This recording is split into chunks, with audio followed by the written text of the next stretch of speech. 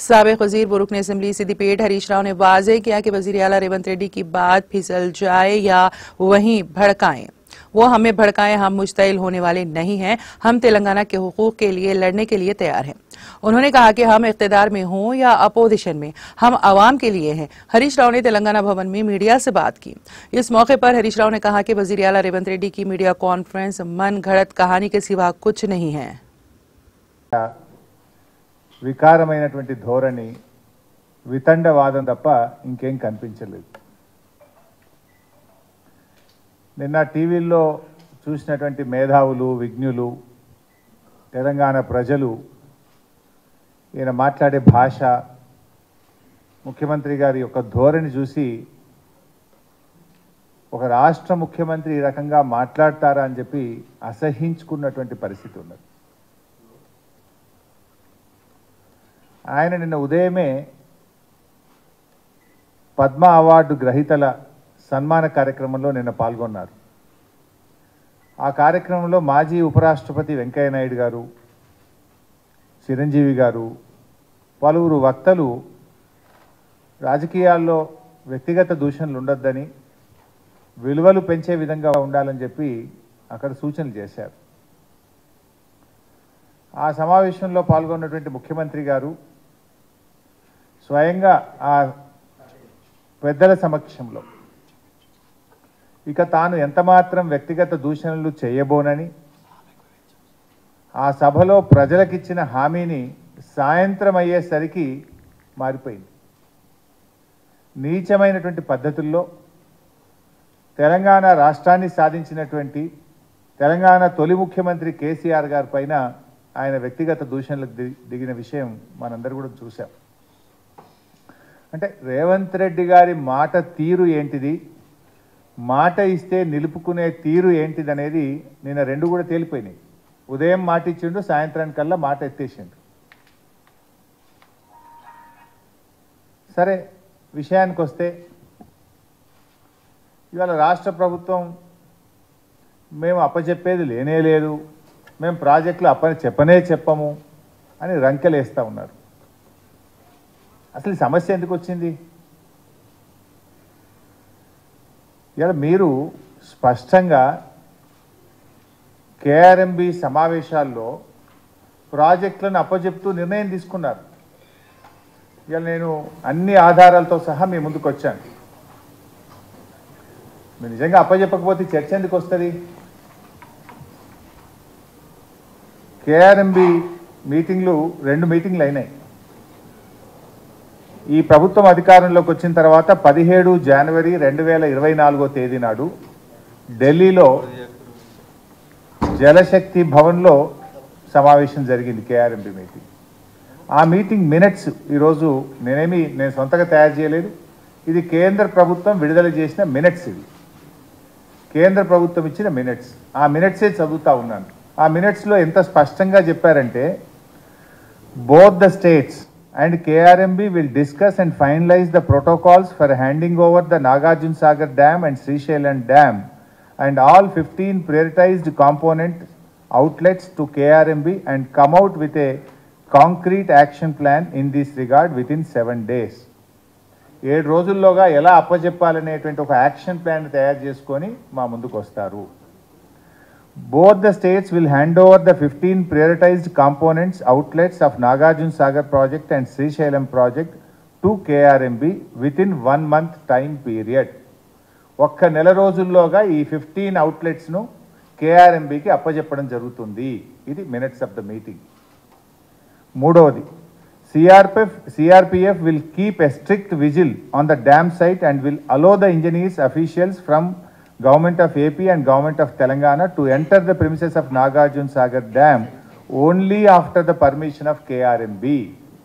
తెలంగాణ ఆంధ్ర ఇంజనీర్లు ఎవరన్నా డ్యామ్ మీదకి పోవాలంటే కేఆర్ఎంబి అనుమతి తీసుకున్న తర్వాతనే సిఆర్పిఎఫ్ పోలీసులు మిమ్మల్ని అనుమతిస్తారు. నంబర్ 4,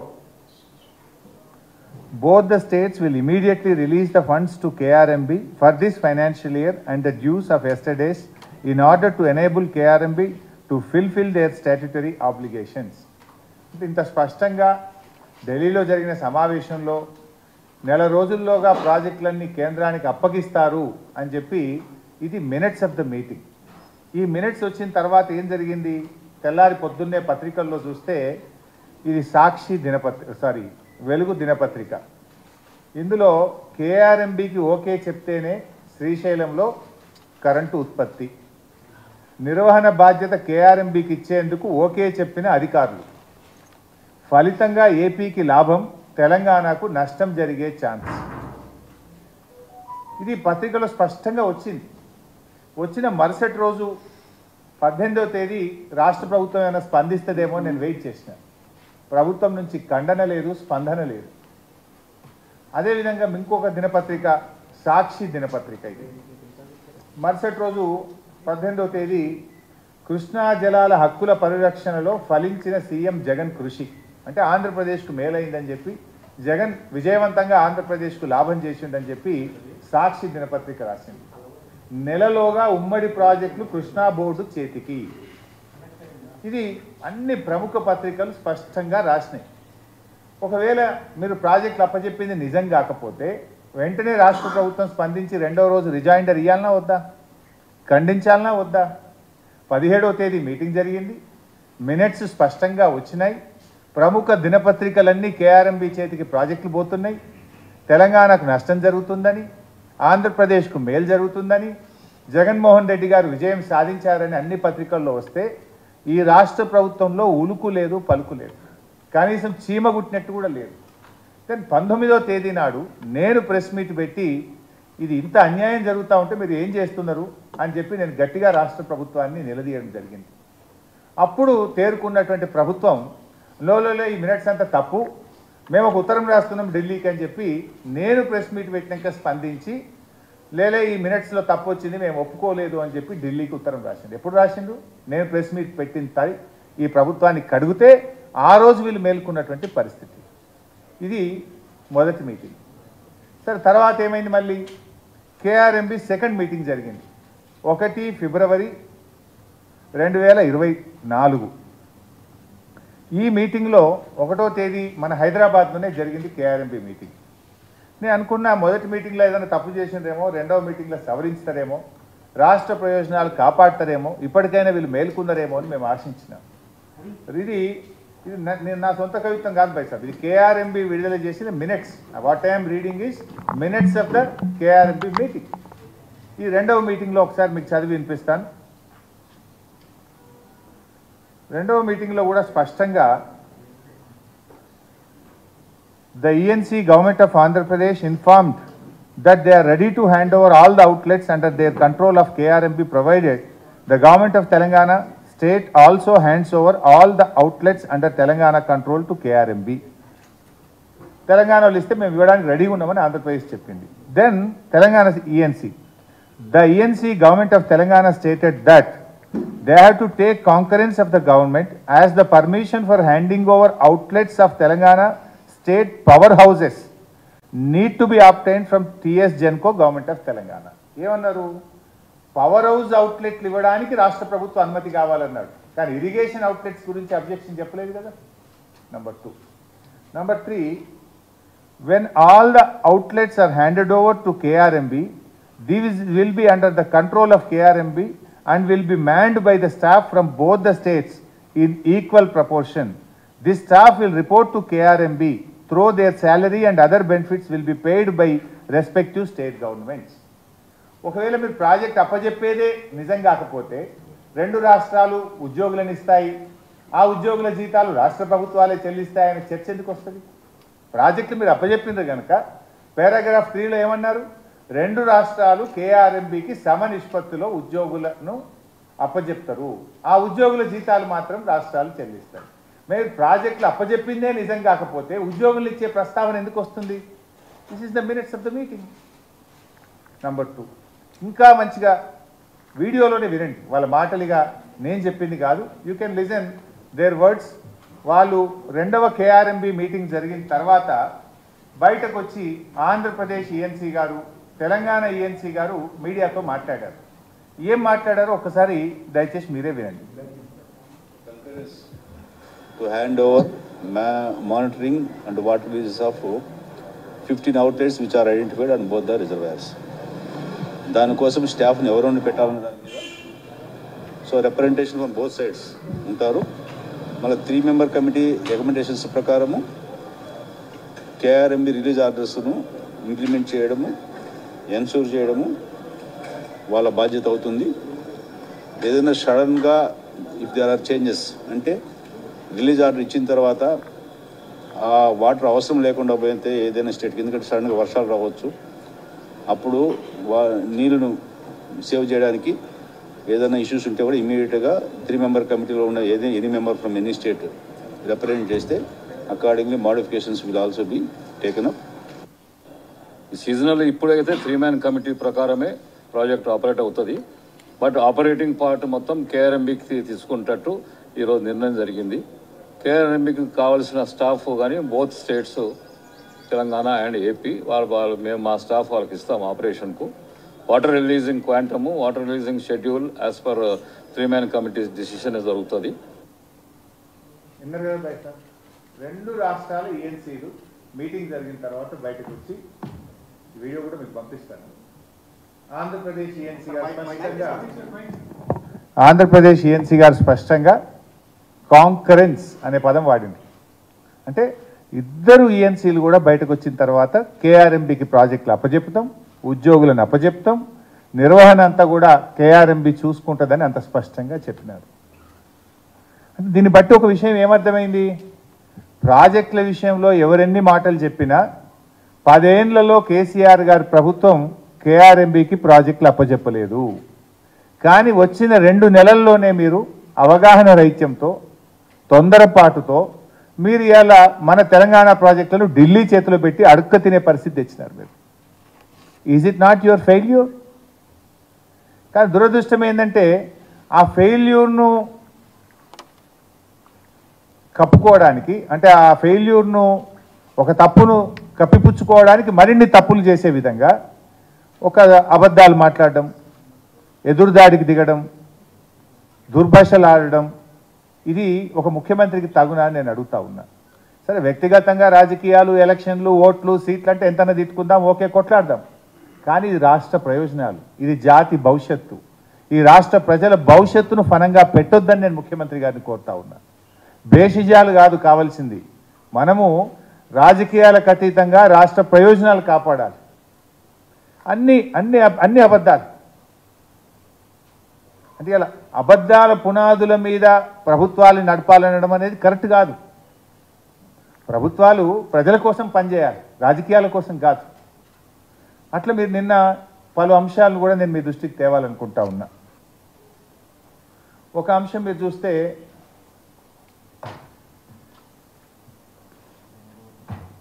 వారు ఇది ఈనాడు దినపత్రిక, ఇందులో మీరు చూస్తే ఒకసారి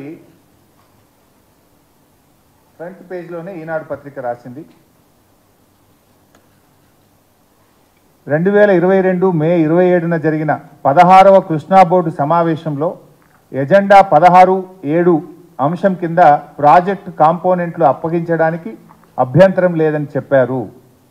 2023 మే 19న 17వ కృష్ణా బోర్డు సమావేశంలో ప్రాజెక్టులు అప్పగిస్తామని అంగీకరించారు మీరు రాశారు. Now I will read out. First 16వ కృష్ణా బోర్డు మీటింగ్, ఇది 16వ కేఆర్ఎంబి మీటింగ్ యొక్క మినిట్స్.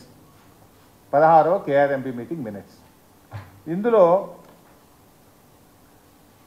మీరు ఏమన్నారు, 16వ కేఆర్ఎంబిలో 16.7 పారాగ్రాఫ్ 16.7లో ప్రాజెక్ట్ అప్పగించడానికి అభ్యంతరం లేదని చెప్పారు అన్నారు. ఇది item number 16.7. I'm reading out, మీకు కాపీ కూడా ఇస్తాను. Presenting the agenda item, member KRMB briefed about board's consensus decision taken on its 15th meeting for handing over 15 direct outlets of Srisailam and Nagarjuna Sagar projects by respective states to the KRMB, while matching government orders for transfer of 2 components of Srisailam and 7 components of Nagarjuna Sagar by Telangana were still awaited. Andhra Pradesh ఒప్పుకున్నది, కానీ తెలంగాణ రాష్ట్ర ప్రభుత్వం మరి శ్రీశైలం మీద ఉన్న 2, సాగర్ మీద ఉన్నటువంటి 7 కాంపోనెంట్స్ను transfer చేసే విషయంలో ఇంకా ఉత్తర్వులు ఇవ్వలేదు. తెలంగాణ ప్రభుత్వం యొక్క ఆర్డర్స్ ఆర్ స్టిల్ అవైటెడ్. ఇందులోనే ఇంకా స్పష్టంగా కూడా చెప్పారు, ఇంకో దగ్గర తొందరగా ఇవ్వండి అని కూడా వాళ్ళు మనం రిక్వెస్ట్ చేస్తూ చెప్పినారు. అంటే ఇక్కడ ఎక్కడ కూడా ముఖ్యమంత్రి గారు చెప్పినట్టు 16వ KRMB మీటింగ్లో తెలంగాణ ప్రభుత్వం ఒప్పుకున్నదని ఎక్కడ చెప్పలే. ఇందులో ఆంధ్రప్రదేశ్ ఒప్పుకున్నది, తెలంగాణ ప్రభుత్వం యొక్క నిర్ణయం ఇంకా పెండింగ్లో ఉంది అనేటువంటి విషయాన్ని మీరు చెప్పిన పారాగ్రాఫ్లోనే స్పష్టంగా చెప్పారు. నెక్స్ట్ మీరు ఇందులోనే ఇంకో పారాగ్రాఫ్ ఇందులోనే ఏమన్నారంటే, మీరు మే 19, 17వ కృష్ణా బోర్డు సమావేశంలో ప్రాజెక్టులు అప్పగిస్తామని అంగీకరించారు అన్నారు. ఇది మేలో జరిగిన 17వ కృష్ణా బోర్డు మీటింగ్ యొక్క మినిట్స్.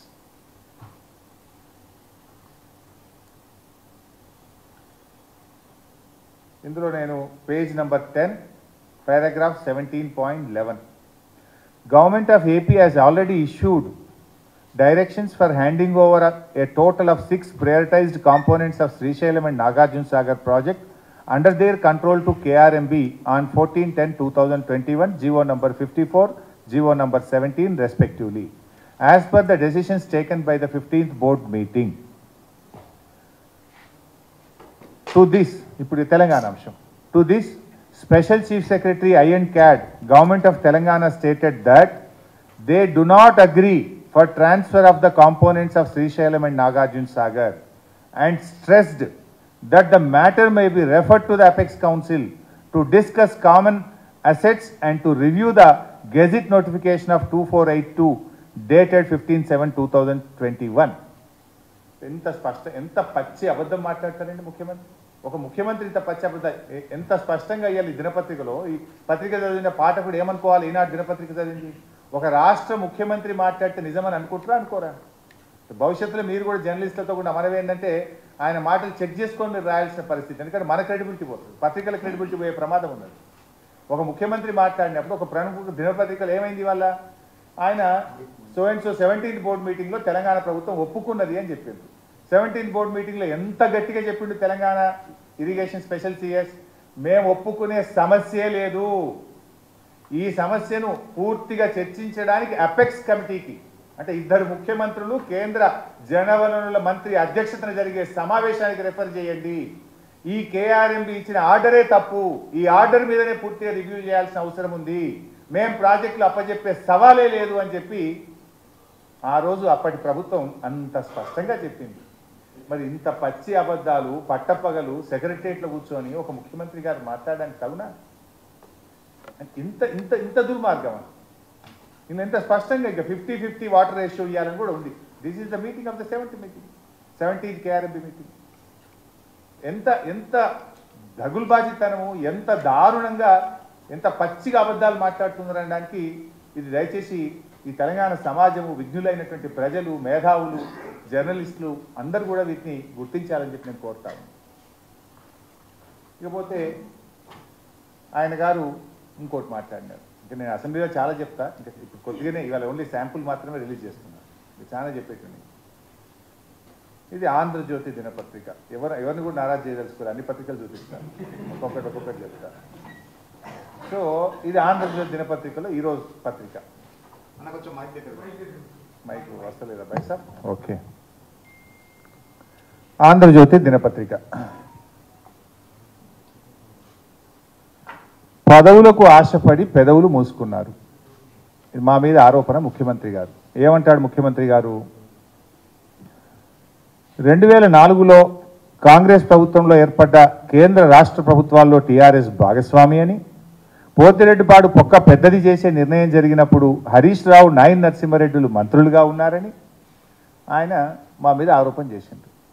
పోతిరెడ్డిపాడు పొక్క కొట్టినప్పుడట మేము రాజశేఖర రెడ్డి గారి క్యాబినెట్లో మంత్రులుగా ఉన్నాం, మేమే దీనికి బాధ్యులము, మీరు పెదవులు మూసుకున్నారు పదవుల కోసం అని మాట్లాడిండ్రు.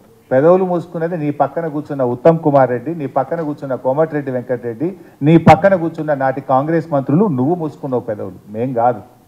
నేను సాక్ష్యాధారాలు ఇస్తా. ఎంత దుర్మార్గం అంటే బడగాల్చి మీద చేసుడు ఇది. మేము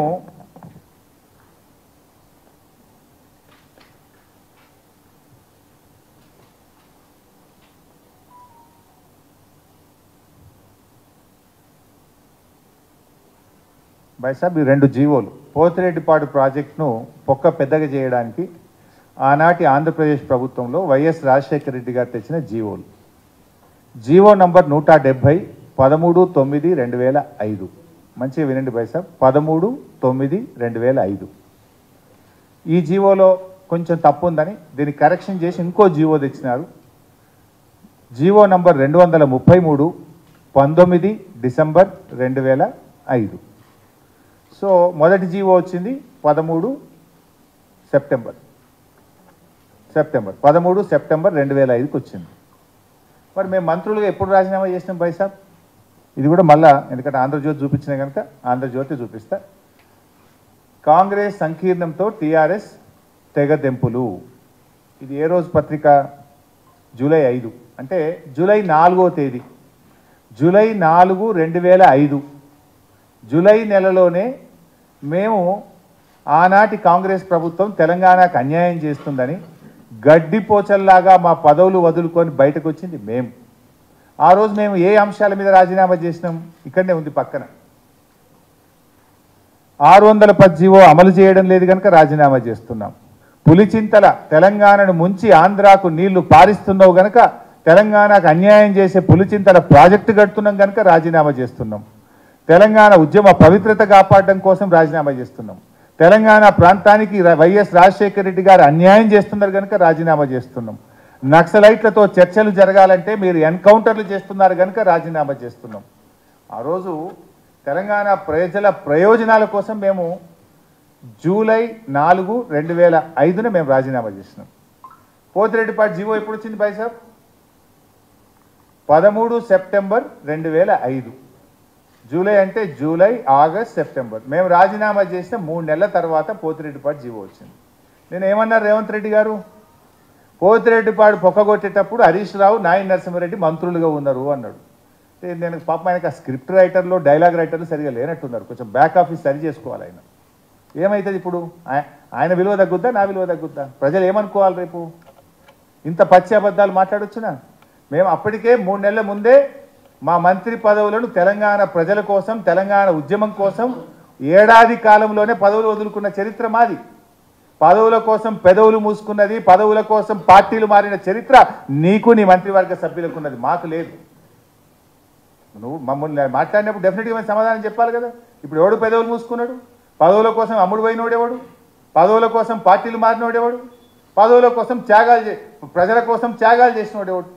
అర్థమవుతలేదా ప్రజలకు? అంతేకాదు, ఇది అసెంబ్లీ, ఆంధ్రప్రదేశ్ లెజిస్లేటివ్ అసెంబ్లీ సోమవారం అక్టోబర్ 3, 2005. ఆయన నిన్న మాట్లాడతాడు, ఓ మా పీజేఆర్ గారు కొట్లాడారు. Yes, I agree. ఒకే ఒక్కడు కొట్లాడిండు పీజేఆర్. మీరందరూ పెదవులు పూసుకున్నారు. నువ్వు తెలుగుదేశంలో ఉన్నావు, మిగతా నీ క్యాబినెట్ సహచరులంతా కాంగ్రెస్ పార్టీలో ఉండి పెదవులు మూసుకున్నారు. కొట్లాడింది మేము. మాతో పాటు గొంతు కలిపినోడు ఆనాడు కాంగ్రెస్ పార్టీలో ఒక్కడే. కానీ ఆయన ఏ రకంగా మాట్లాడినా మేము మంత్రులుగా ఉండి మేము పెదవులు మంత్రులుగా మేము లేము. అంతకు 3 నెలల ముందే రాజీనామా చేసినాం. రాజీనామా చేసి ఊరుకోలే మేము. అసెంబ్లీలో పేగులు దిగదాకా కొట్లాడినాం. అడ్జర్న్మెంట్ మోషన్ ఇచ్చినాం. I read out the adjournment motion. ఇది అసెంబ్లీ రికార్డు, అసెంబ్లీ నుంచి తెచ్చిందే కాపీ, నా సొంత కవిత్వం కాదు. This is in the record of assembly, మీరు చెక్ చేసుకోండి. అక్టోబర్ 3, 2005 మేము అడ్జర్న్మెంట్ మోషన్ ఇచ్చాం. అప్పుడు మా సభానాయకుడు డాక్టర్ విజయరామారావు గారు, I will read out.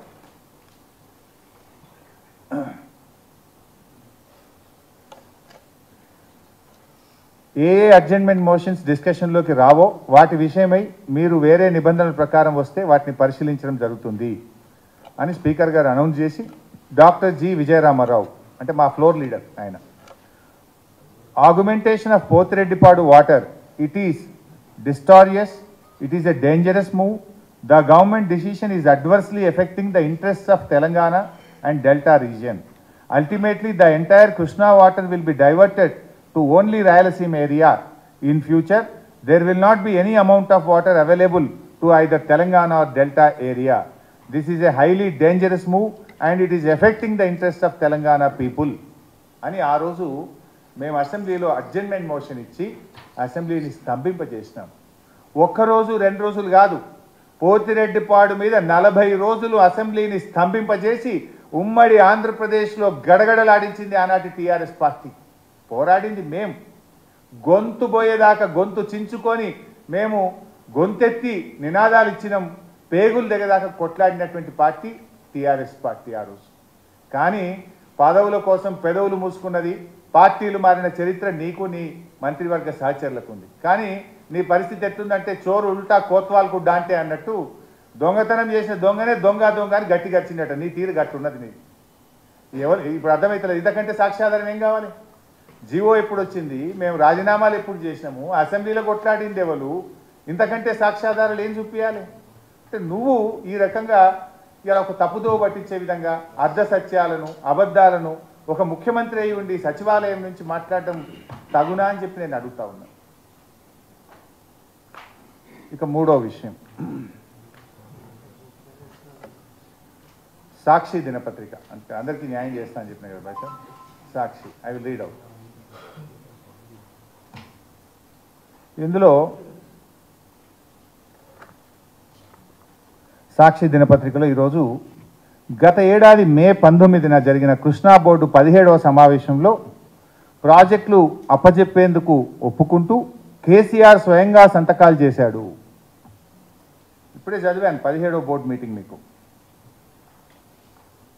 This is 17th board meeting by sir. ఇందులో సరే మొదలేమో అప్పజెప్పడానికి నిర్ణయం అయింది, దాని మీద కేసీఆర్ సంతకం పెట్టిండు అన్నాడు. సరే, ఇందాక నేను చదివిన అప్పజెప్పడానికి నిర్ణయం కాలేదు, అప్పజెప్పకుండా తెలంగాణ నుంచి ఆ రోజు హాజరైనటువంటి స్పెషల్ చీఫ్ సెక్రటరీ గారు పేరా నంబర్ 17.11లో ఏం చెప్పారో చెప్పాను నేను, మళ్ళీ చదువుతాను. To this special chief secretary I and CAD government of Telangana stated that they do not agree for transfer of the components of Srisailam and Nagarjuna Sagar and stressed that the matter may be referred to the Apex Council to discuss common assets and the review of Gazette Notification 2842. First of all అప్పచెప్పలేదు. ఆయన ఇంకో అబద్ధం ఏం మాట్లాడిండు, కేసీఆర్ఏ స్వయంగా సంతకం పెట్టిండు. ఈ మినిట్స్లో ఎవరెవరు మీటింగ్ అటెండ్ అయినో కూడా ఉంటుంది బై సాబ్ లాస్ట్ పేజ్లో. ఇందులో పేజ్ నంబర్ 21, ఇది list of the participants of the 17th meeting of Krishna river management board held on 10th May 2023. ఇందులో ఎవరు అటెండ్ అయ్యారు? కేఆర్ఎంబికి వెళ్ళి Nandakumar chairman, Raipur member secretary, ఇట్లా ఒక 29 మంది కేఆర్ఎంబి పేర్లు ఉన్నాయి. Government of Andhra Pradesh Shashibhushan IAS, Narayana Reddy 12 పేర్లు ఇంజనీర్లు అయి ఉన్నాయి. గవర్నమెంట్ ఆఫ్ తెలంగాణ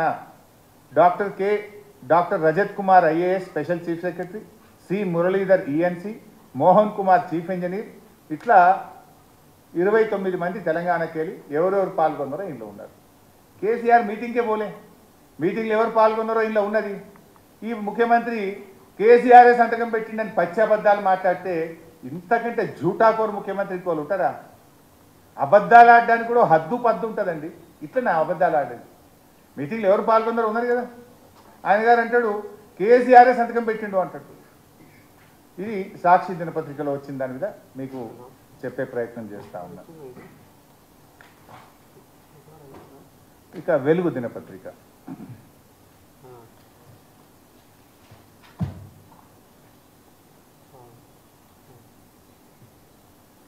ఇందులో విభజన చట్టంలో తెలంగాణ ప్రాజెక్టులను కేంద్రానికి అప్పగించాలని ప్రతిపాదిస్తే నాడు ఎంపీగా ఉన్న కేసీఆర్, కేశవరావు గారు అడ్డుకోవాల్సింది పోయి చట్టాన్ని ఆమోదించేలా ఓటేశారు. 2 పాయింట్లు ఉన్నాయి ఇలా చెప్తా. అసలు విభజన బిల్లు రూపొందించింది ఎవరు పైసాం? ఆనాడు అధికారంలో ఉన్న కాంగ్రెస్ పార్టీ. విభజన బిల్లును ప్రధానంగా జయరాం రమేష్ గారు, చిదంబరం గారు, దిగ్విజయ్ సింగ్ గారు, ప్రణబ్ ముఖర్జీ గారు వారి పర్యవేక్షణలో ఆ రోజు ఏపీ రీఆర్గనైజేషన్ యాక్ట్ బిల్లు రూపొందించబడ్డది. అఫ్కోర్స్ ఇది రేవంత్ రెడ్డి గారికి తెలిసే అవకాశం లేదు, ఎందుకంటే ఆయన అప్పుడు తెలంగాణ ఉద్యమంలో లేడు, అంతకంటే కాంగ్రెస్ పార్టీలో లేడు.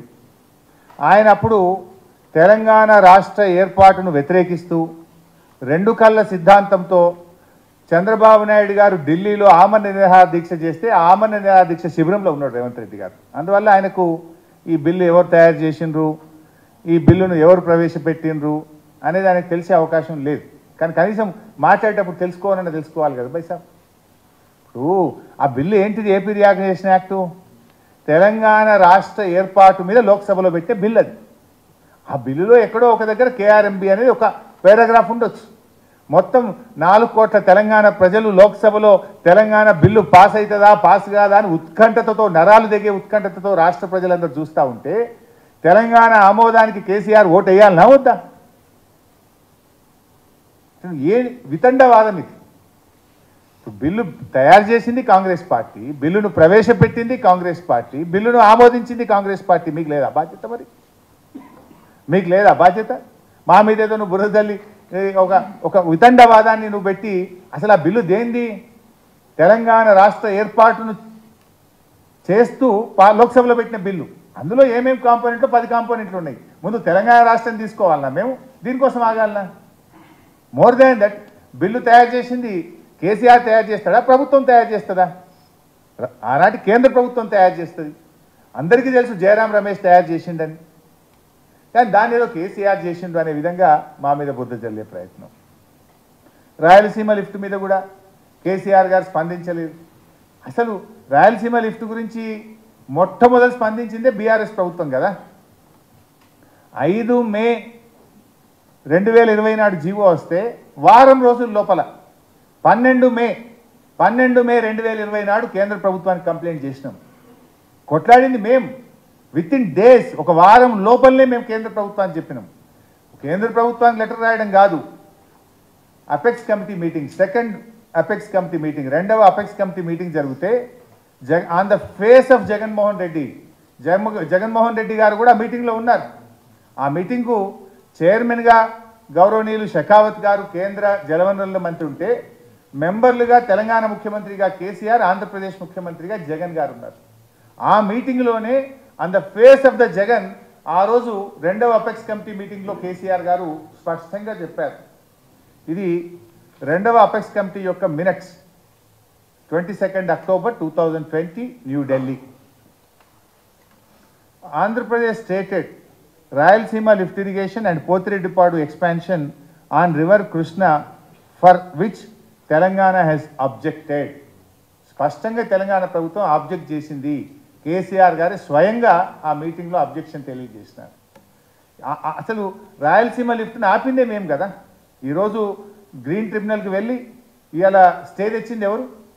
మేము పోరాటం చేసి ఆ రాయలసీమ లిఫ్ట్ మీద ఇవాళ స్టే తీసుకొచ్చినాం మేము. కానీ నువ్వు దాన్ని మర్చిపోయి మా మీద ఏదో బుద్ధి జల్లే విధంగా మాట్లాడేటువంటి ప్రయత్నం. ఇప్పుడు ఇదే వెలుగు దినపత్రికలో ఒక మాట రాశారు, ఉద్యమాలు చేస్తే చెప్పుతో కొట్టండి. ఏమన్నారు? ఉద్యమాలని ముందుకు వస్తే జనం చెప్పులతో కొట్టాలి. ఇప్పుడు ఎవరిని కొట్టాలి చెప్పులతో అని చెప్పిగా? ప్రాజెక్టులు ఇచ్చింది ఎవరు? వీడియో సాక్షి చూపించినాయి కదా. ప్రాజెక్టులు ఇవాళ కేఆర్ఎంబీకి అప్పచెప్పే ప్రయత్నం ఎవరు చేసిండ్రు? మినిట్స్ ఆఫ్ ద మీటింగ్ ఏం చెప్తుంది? మీటింగ్ అయిన తర్వాత ఈఎన్సీలు బయటకు వచ్చి ఏం చెప్పిండ్రు? ఇప్పుడు ఎవరిని జనం చెప్పుతో కొట్టాలి? రేవంత్ రెడ్డి గారు మాకు మాట్లాడరాదా? కానీ మాకు సంస్కారం ఉంది. స్టిల్ మేము సంస్కారంగానే మాట్లాడాలనుకుంటున్నాం. మీరు సంస్కారం తప్పినా, మీరు నోరు జారినా, మీరు మమ్మల్ని రెచ్చగొట్టినా మేము రెచ్చగొప్పదలుచుకోలేదు. మేము సమాధానం చెప్తాం. తెలంగాణ ప్రజల పక్షాన మేము పోరాటం చేస్తాం. ప్రజల కోసం మేము నిలబడతాం. డెఫినెట్గా నీ 420 హామీల గురించి ప్రశ్నిస్తాం. ఈ తెలంగాణ హక్కులు, తెలంగాణ ప్రయోజనాలను కాపాడడం కోసం కూడా, ఎందుకంటే మా పుట్టుకనే తెలంగాణ, మేము పుట్టిందే తెలంగాణ రాష్ట్ర సాధన కోసం, మా ప్రయత్నమే తెలంగాణ ఉంటుంది. అందువల్ల మేము ఎక్కడ కూడా కాంప్రమైజ్ కాం. మేము అధికార పక్షమైనా, మేము ప్రతిపక్షంలో ఉన్నా మాదంతా ప్రజల పక్షమే. మేము ప్రజల పక్షానే పోరాడతాం, తెలంగాణ హక్కుల కోసమే పోరాడతాం మేము. ఇకపోతే గౌరవనీయులు ఉత్తమ్ కుమార్ రెడ్డి గారు, నిన్న ఉత్తమ్ కుమార్ రెడ్డి గారు మాట్లాడుతూ అసలు ఆంధ్రప్రదేశే మంచిగా ఉండేనట్టు ఆయనకు. ఆంధ్రప్రదేశ్లో ఉన్నప్పుడే తెలంగాణకు నీటి పంపకాల్లో అన్యాయం జరగలేదని చెప్పి ఆయన ఉత్తమ్ కుమార్ రెడ్డి గారు మాట్లాడితే, అసలు తెలంగాణ ఉద్యమానికి కారణమే నీళ్లు కదా. నిజంగా మీరు అన్యాయం చేయకపోతే ఉద్యమం ఎందుకు పుడుతుండే? అంటే ఆయన ఉత్తమ్ కుమార్ రెడ్డి గారు మొత్తం తెలంగాణ ఉద్యమాన్ని, తెలంగాణ అమరుల త్యాగాలను, జయశంకర్ గారు లాంటి మేధావులను కూడా కించపరిచే విధంగా, తప్పుపట్టే విధంగా నిన్న ఉత్తమ్ కుమార్ రెడ్డి గారి వ్యాఖ్యలు ఉన్నాయి. ఇప్పుడు తెలంగాణ ఉద్యమంలో ఆ రోజు కేసీఆర్ పోరాడుతుంటే మీరు ఎక్కడున్నారు ఉత్తమ్ కుమార్ రెడ్డి గారు?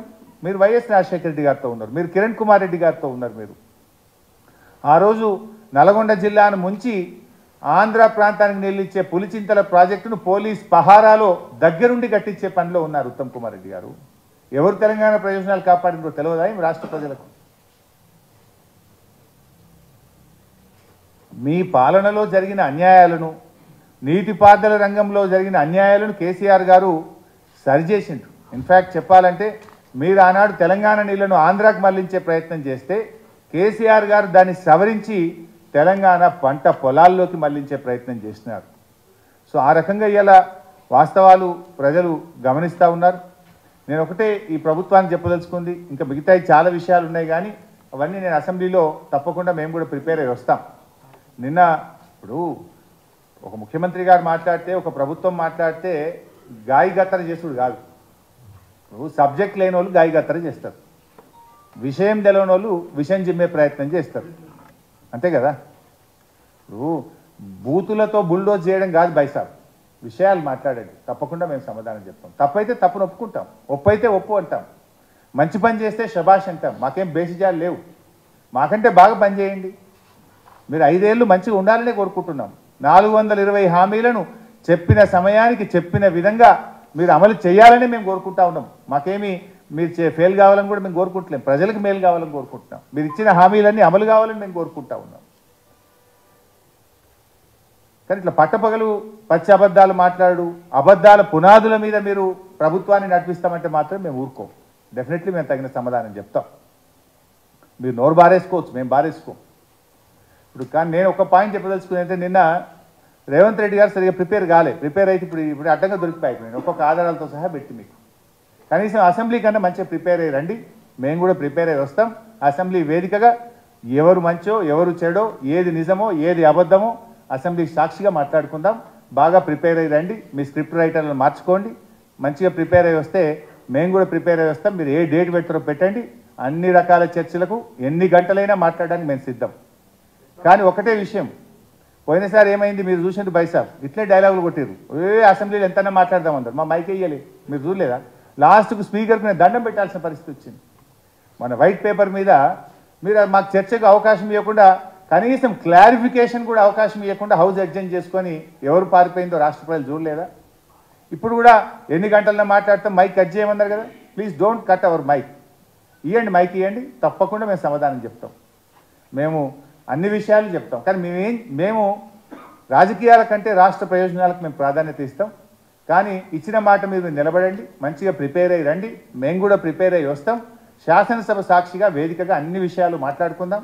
అంతిమంగా ఈ రాష్ట్ర ప్రయోజనాలు కాపాడడం కోసం అందరం కలిసే ఉందాం. మీరు అఖిలపక్షం తీసుకుపోతారా?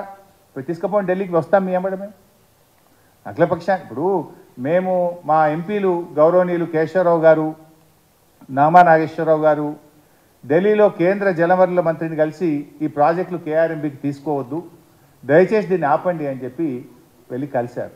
ఆయన ఏమన్నాడు గజేంద్ర సింగ్ షెకావత్ గారు? ఇట్ ఈస్ ఓవర్ అండి, the matter is closed, already కేఆర్ఎంబీకి హ్యాండ్ ఓవర్ అయిపోయింది, there is no more discussion అన్నాడు ఆయన. There is no more discussion అన్నాడు. మరి వీళ్ళు ఏమంటుండ్రు? మేము అప్పచెప్పే సవాలే లేదంటుండ్రు. ఈఎన్సీలు బయటకు వచ్చేమో అప్పచెప్పినమంటారు, మినిట్స్ ఆఫ్ ద మీటింగ్లోనేమో అప్పచెప్పినట్టు స్పష్టంగా వస్తుంది. ఢిల్లీలో మా ఎంపీలు పోయి ఇది అన్యాయం తెలంగాణకు మొర్రో అంటే ఇది ద మ్యాటర్ ఈజ్ క్లోజ్డ్, ఇది అయిపోయిందండి, దాని గురించి చర్చే లేదు అని కేంద్ర మంత్రి అంటాడు. ఇప్పుడు ఏది నిజమో ప్రజలకు అర్థమవుతలేదా? ఇప్పటికైనా బేసిజాలకొద్దు, ఇప్పటికైనా రాష్ట్ర ప్రయోజనాలు కాపాడడానికి ముందుకు రావాలని, బేషరతుగా తప్పు జరిగితే రాష్ట్ర ప్రజలకు క్షమాపణ చెప్పాలని చెప్పి, రాష్ట్ర ప్రయోజనాలు కాపాడడానికి ముందుకు రావాలని చెప్పి నేను డిమాండ్ చేస్తున్నాను. Thank you.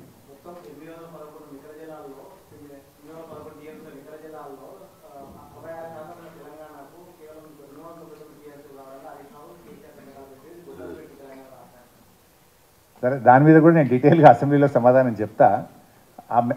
అందులో కూడా అర్ధ సత్యమే చదివిండి ఆయన, కింద చదవలే పారాగ్రాఫ్. ఆ పేపర్ కూడా మీకు ఇస్తాను నేను. ఇట్ ఈజ్ ఓన్లీ అడ్హక్ ఈ ఒక్క సంవత్సరానికి మాత్రమే నిర్ణయిస్తున్నామని, దీని మీద రేపు ట్రిబ్యునల్ ముందు వాదనలో కానీ రేపు నికర జలాల కేటాయింపులో కానీ ఇది ఎంత మాత్రం కూడా దీని యొక్క ప్రభావం ఉండదు అని స్పష్టంగా అందులో రాశారు. ఆ ఘనత ఎవరిది బైసాబ్? కాంగ్రెస్ పార్టీది కాదా? అసలు ఎక్కడి నుంచి వచ్చింది ఆ ఫిగర్? ఉమ్మడి ఆంధ్రప్రదేశ్లో మీరు తెలంగాణకు ప్రాజెక్టులు కట్టకపోవడం వల్ల, తెలంగాణకు నికర జలాలు కేటాయించకపోవడం వల్ల మనకు ఆ రోజుకు నిర్మితమైన ప్రాజెక్టులకు అవసరమైన నీళ్లు అంతా అని ఉమ్మడి ఆంధ్రప్రదేశ్ అసెంబ్లీ ఆనాటి కాంగ్రెస్ ప్రభుత్వం నిర్ణయించింది. That credit goes to Congress government. నిజంగా మీరు అప్పుడు ప్రాజెక్టులు కట్టి ఉంటే, నీళ్లు నికర జలాలు కేటాయించి ఉంటే మనకు 299 ఎందుకు వస్తుండే? సో అప్పటి వరకు ఆంధ్రప్రదేశ్ అసెంబ్లీ, అప్పటి కాంగ్రెస్ ప్రభుత్వం ఆనాటి అసెంబ్లీలో 299, 511 తేల్చింది. సో దాన్ని అర్హగ్గా వాళ్ళు మొదటి ఆర్థిక సంవత్సరంలో చేసినారు. కానీ అది పర్మనెంట్ అలొకేషన్ కాదు. దాని మీద మేము ఎట్లా పోరాటం చేసినాం, ఇలా ట్రిబ్యునల్ తెచ్చినాం. లెందీ అవుతుందని నేను చెప్తలేను, మళ్ళీ నా ఇష్యూ డైల్యూట్ అవుతుంది. బట్ అసెంబ్లీలో చెప్తా. ట్రిబ్యునల్ కోసం రాష్ట్రం ఏర్పడిన నెల రోజుల్లోపే స్వయంగా కేసీఆర్ గారే వెళ్ళి సెక్షన్ 3 కింద మేము కంప్లైంట్ ఇచ్చినాం. ఇది కృష్ణా జలాల్లో నదీ పరివాహక ప్రాంతం ఆధారంగా మాకు నీళ్ళు ఎక్కువ రావాలి, వెంటనే ట్రిబ్యునల్ వేయండి, మాకు నీళ్లు కేటాయించండి అని చెప్పి మేము కొట్లాడినాం. Of course that's a big subject. నేను మళ్ళీ అసెంబ్లీలో డిస్కషన్ వచ్చినప్పుడు చెప్తా. అది ఎక్కడ కూడా మేము కాంప్రమైజ్ కాము కూడా. Thank you.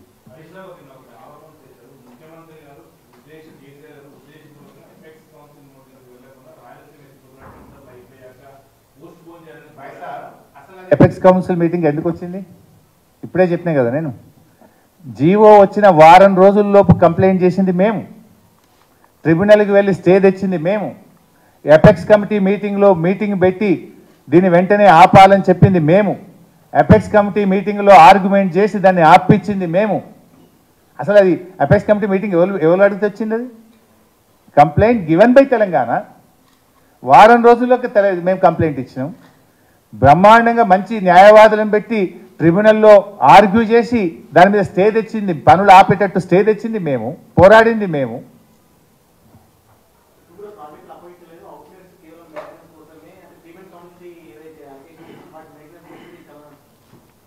బాయ్ సాబ్ వీడియోలు చూసినావు కదా అంత మంచిగా, ఇద్దరు ఈఎన్సీలు మాట్లాడిన వీడియో చూసినావు, ఢిల్లీలో కేంద్ర జనరల్ మంత్రి చెప్పిన మాటలు విన్నాము.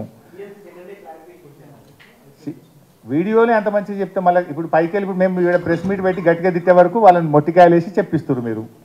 ఫస్ట్ మీటింగ్ మినిట్స్ ఏమొచ్చింది, సెకండ్ మీటింగ్ మినిట్స్ ఏమొచ్చింది, వీడియో బయట ఏమొచ్చింది, ఢిల్లీలో షెకావత్ గారు ఏమన్నారు? అసలు ఇంకోటి బాయ్ సాబ్, ఇక మాట్లాడితే చాలా ఉంటుంది కానీ ఇవాళ శ్రీశైలం ప్రాజెక్ట్ ఏమో ఆంధ్రప్రదేశ్కి ఇచ్చారు, అప్పుడు నాగార్జున సాగర్ తెలంగాణ కంట్రోల్కి ఇచ్చారు. ఇప్పుడు శ్రీశైలం ప్రాజెక్ట్ ఏమో మొత్తం ఆంధ్రప్రదేశ్ పోలీస్ పహారాలో, ఆంధ్రప్రదేశ్ ప్రభుత్వ ఆధీనంలో ఈరోజు ఉన్నది. నాగార్జున సాగర్ ఎవరి పహారాలు ఉంది బాయ్ సాబ్? సిఆర్పిఎఫ్ పహారాలో ఉంది. మీ ప్రభుత్వం వచ్చి 2 నెలలు అయింది, నువ్వు వెంటనే దాన్ని తెలంగాణ ప్రభుత్వ ఆధీనంలోకి తేవద్దాను. అది ఎప్పుడు జరిగింది ఇన్సిడెంటు? పోలింగ్ డే జరిగింది. పోలింగ్ జరిగేటప్పుడు ఆపద్ధర్మ ముఖ్యమంత్రిగా కేసీఆర్ ఉంటాడు కదా, అప్పుడు ఉండేదంతా ఎలక్షన్ కమిషను గవర్నర్ గారి ఆధీనంలో రాష్ట్ర ప్రభుత్వం ఉంటుంది. వీఆర్ ఓన్లీ ఆపద్ధర్మ ముఖ్యమంత్రి. అది on the day of polling. ఆ రోజు ఏం మాట్లాడినా రాజకీయాలు అవుతాయి. సడన్గా జరిగింది. ఓకే, పోలింగ్ జరిగిన తర్వాత మీరు గెలిచారు, మీ ప్రభుత్వం అధికారంలోకి వచ్చింది. 2 నెలలు అయింది కదా, మీరు కేంద్ర మంత్రిని కలిసి వచ్చింది కదా. మరి శ్రీశైలం ఆంధ్రప్రదేశ్ పోలీసుల పహారాలో ఆంధ్రప్రదేశ్ ప్రభుత్వ ఆధీనంలో ఉంటే నాగార్జున సాగర్ వెంటనే తెలంగాణ ప్రభుత్వ ఆధీనంలోకి తేవాల్సిన బాధ్యత మీ మీద లేదా? మీరు ఎక్కడో పత్రికలోనే చదివిన నేను, తెలంగాణ ఇంజనీర్లు నీటి విడుదల కోసం పోతే సిఆర్పిఎఫ్ పోలీసు వాళ్ళు ఆపేసిందని చెప్పి రాసింది వెలుగు దినపత్రికను, ఆంధ్రజ్యోతిలో చదివిన నేను. తెలంగాణ పోలీసులను మన ఆధీనంలో ఉన్న మన నాగార్జున సాగర్ ప్రాజెక్ట్ మీద పోకుండా ఆపిండ్రు. మరి what is that you are doing? 2 నెలల నుంచి మీరు ఏం చేస్తున్నారు? వెంటనే ఇప్పుడు ఆంధ్రప్రదేశ్ మరి సిఆర్పిఎఫ్ లేదు కదా, ఆంధ్రప్రదేశ్ ఆధీనంలో ఉన్న శ్రీశైలం సిఆర్పిఎఫ్ పరిధికి పోలేదు కదా, నీది ఎట్లా పోతుంది? నువ్వు వెంటనే నీ రాష్ట్ర ప్రభుత్వ ఆధీనంలోకి తెచ్చుకునే బాధ్యత మీ మీద లేదా? Is it not your failure? Thank you.